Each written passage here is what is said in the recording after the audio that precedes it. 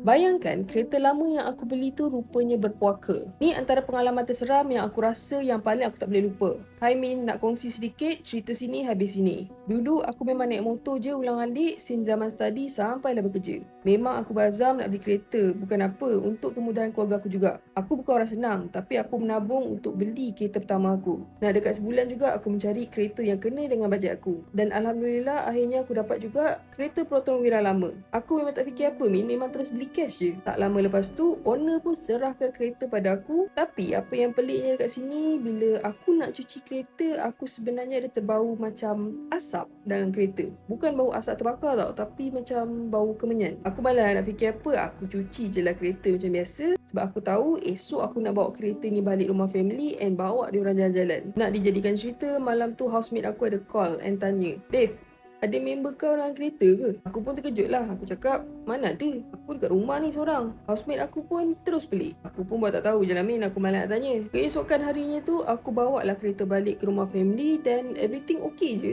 Tapi pada malam tu, kereta aku ni memang aku park dekat luar rumah, betul-betul sebelah bilik aku. Dan tepat pukul 3 pagi, aku terdengar bunyi perempuan nangis. Dan tiba-tiba tingkap bilik aku diketuk dengan kuat. Aku memang cuba untuk buat keras, tak nak layan. Yelah penat kot, aku nak tidur.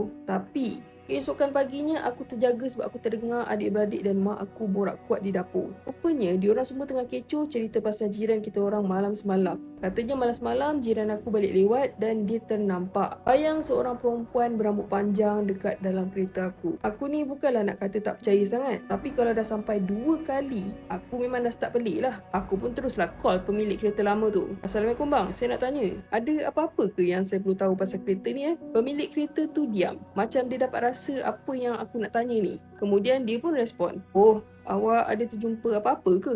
Aku pun tanyalah, maksud abang apa? Perempuan dalam kereta tu ke? Terus pemilik kereta tu kongsi kisah sebenar. Dia bagi tahu aku yang kereta tu dulu arwah anak perempuan dia yang punya. Arwah anak perempuan dia sebenarnya dah meninggal sebab aksiden dan dia meninggal dalam kereta tu juga.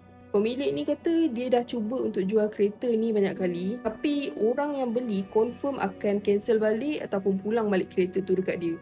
Sebab rupanya mereka tahu yang kereta tu sebenarnya berpuaka.